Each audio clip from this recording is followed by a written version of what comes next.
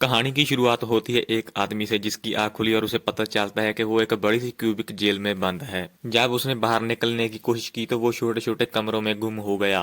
आखिरकार वो एक कमरे में पहुंचा और उसके ऊपर एक अजीब से पानी की बारिश होने लगी। वो उसे देखकर काफी डर गया क्योंकि उसे लगा कि वो एक तेजाब है। लेकिन जब उसने उस पानी को टेस्ट किया तो वो पानी मीठा था। उसे बहुत प्यास लगी थी, इसीलिए वो बहुत काफी सारा पानी पी गया। कुछ ही देर बाद वो पानी एक अजीब से केमिकल में बदल गया और उसका शरीर पिघलने लगा, जिससे उसकी मौके पर ही मौत हो जाती है। इस घटना को एरिक और डॉड नाम के दो साइंटिस्ट बाहर कंट्रोल रूम में बैठकर देख रहे थे। उनको ये पता था कि जो भी आज तक इस जेल में गया है वो जिंदा नहीं लौटा और ये लोग खुद ही अपनी मर्जी से इस एक्सपेरिमेंट का हिस्सा बनते हैं। लेकिन वो दोनों भी ये बात नहीं जानते थे कि उनका बॉस कौन है। इसके बावजूद भी एरिक जेल के अंदर हो रही घटनाओं के बारे में जानना चाहता था, इसलिए उसने डॉड को इसके बारे में पूछा, लेकिन डॉड ने उसको डांट कर चुप करवा दिया। वो काम के अलावा चेस भी खेला करते थे, जिसमें एरिक हमेशा डॉड की चाल पहले ही समझ जाता था। वहां पर उन्हें खाने की जगह सप्लीमेंट्स वाली कुछ गोलियां दी जाती थी। फिर एक दिन उन दोनों को टास्क दिया गया। उन दोनों ने एक सेंड्रा नाम के लड़की के दिमाग में जाकर उसकी सारी यादें मिटानी थी।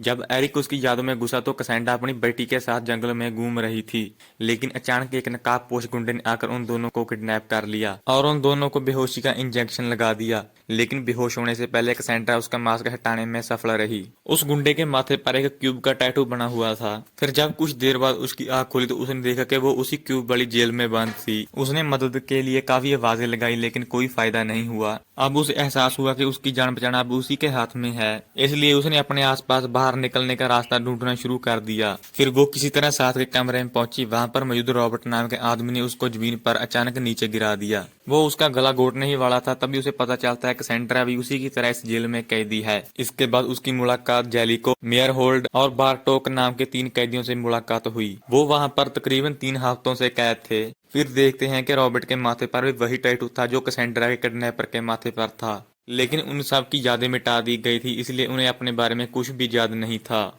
अब उन सब ने मिलकर वहां से बाहर निकलने का रास्ता ढूंढना शुरू कर दिया। सबसे पहले बारटोक ने एक कमरे में अपना जूता फेंक कर देखा कि कहीं कोई खतरा तो नहीं। जब जूते को कुछ नहीं हुआ तो वो चुपचाप कमरे के अंदर घुस आया, लेकिन उसी वक्त पूरा कमरा तेजधार दागों के साथ भर गया।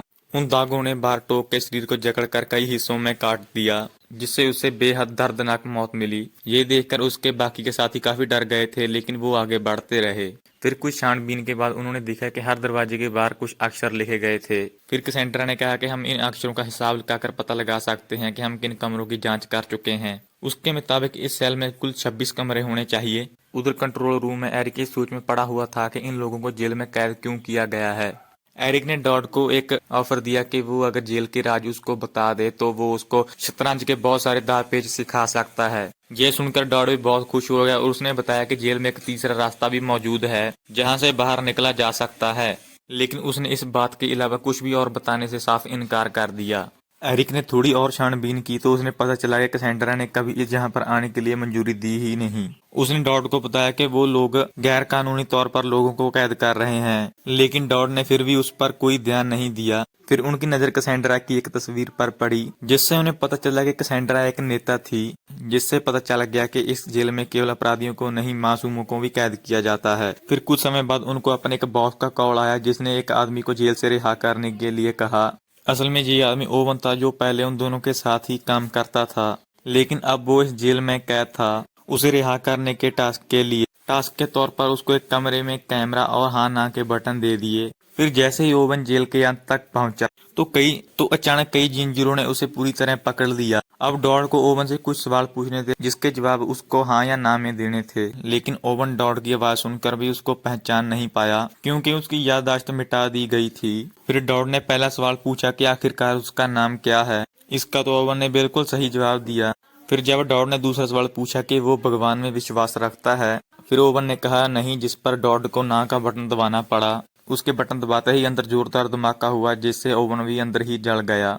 वो समझ गया था कि इस जेल में जिंदा रहना नामुमकिन है और जहां उन लोगों को उनकी मर्जी के खिलाफ कैद किया जा रहा है। फिर वो इतना परेशान हो गया कि उसने खुद कुछ घंटों के बाद जेल के अंदर जाकर उन कैदियों को बचाने के बारे में सोचा। वो एक लिफ्ट में घुसा जो उसको सीधे जेल तक नीचे ले गई। तब उसने बड़ी ही समझदारी से इस इलाके का पूरा नक्शा बनाया और उसे याद करके अंदर मौजूद कैदियों तक पहुंचा।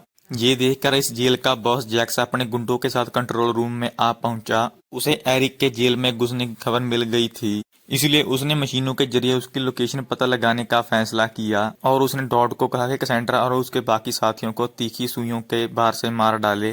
वहीं जेली जेल में कमरे की जांच करने के लिए घुसी, लेकिन तभी अचानक दरवाजा बंद हो गया। फिर बाहर से डॉड ने कमरे में बेहोशी की दवा छोड़ दी, जिससे वो कुछ ही पलों में उस कमरे में ही बेहोश हो गई। उधर बाकी कैदी उसे ढूंढते हुए वहां पहुंचे तो उन्होंने देखा कि जेलिका बेहोश पड़ी थी। फिर मेयर होल्ड ने उसको पलटा तो उसने देखा कि उसको किसी तरह का इन्फेक्शन हो गया था। तभी अचानक जेलिका उठ खड़ी हुई और उसने मेयर कोल्ड को अचानक कसकर पकड़ लिया।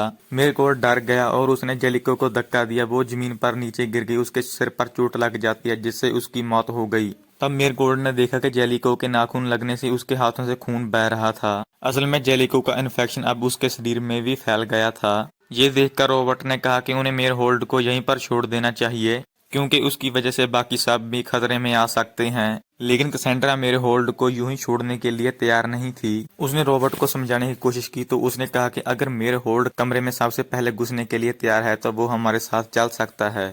मेरे होल्ड मान जाता है और वो सब आगे बढ़ने लगे। जब मेरे होल्ड एक कमरे में नीचे देख रहा था तो रॉबर्ट ने उसको पकड़कर नीचे धक्का दे दिया और उसे नीचे गिरा दिया। कमरे में गिरते ही मेरे होल्ड को इतनी तेज आवाजें सुनाई दी कि वो गिरते ही मर गया। ये देखकर कैसेंड्रा को बहुत गुस्सा आया और वो रॉबर्ट से झगड़ा करने लगी। उन दोनों में हाथापाई होने ही वाली थी, तभी एरिक वहां पर आ पहुंचता है। उसने बताया कि रॉबर्ट ने जो भी किया वो बिल्कुल ठीक था, क्योंकि मेरे होल्ड के वायरस से उन दोनों की जान जा सकती थी। फिर उसने बताया कि उसका नाम एरिक है, वो जेल के कंट्रोल रूम में काम करता है। इस जेल में कई लोगों को कैद करके उन पर एक्सपेरिमेंट्स किए जाते हैं, लेकिन उन्हें इसके बारे में कुछ भी याद नहीं रहता। लेकिन रॉबर्ट ने कहा कि उसने तो किसी भी एक्सपेरिमेंट के लिए हाँ नहीं कही और ना ही मैंने कोई क्राइम किया है, तो मुझे अंदर क्यों डाल रखा है। वो ईमानदारी से अपनी नौकरी कर रहा था, लेकिन अचानक एक दिन उसको भी अगवा कर लिया गया। इसके बाद कैसेंड्रा ने एरिक से अपनी बेटी के बारे में पूछा। एरिक ने कैसेंड्रा को कुछ तस्वीरें दिखाई जो उसने कैसेंड्रा की याददाश्तें देखकर बनाई थी। अपनी बेटी की तस्वीरें देखकर कैसेंड्रा भावनाओं में बह गई और उसने एरिक पर ही हमला कर दिया। पर रॉबर्ट उसको रोक लेता है, क्योंकि वो कहता है कि एरिक ही हमें यहाँ से बाहर निकाल सकता है। एरिक ने भी उन दोनों को विश्वास दिलाया कि वो उनकी मदद करने के लिए ही वहां पर आया है। उधर बाहर कंट्रोल रूम में जैक्स के गुंडों ने एरिक की लोकेशन का पता लगा लिया था। जब जैक्स को इसके बारे में पता लगा तो उसने सारे कमरों के बाहर मौजूद अक्षरों को मिटाने के लिए कहा और उसने सभी कमरों में जानलेवा हमले करने का प्लान बनाया। जब वो तीनों एक ही कमरे में इकट्ठे हो गए तो जैक्स ने कंट्रोल रूम से उस कमरे की दीवारों पर जोरदार बिजली छोड़ दी,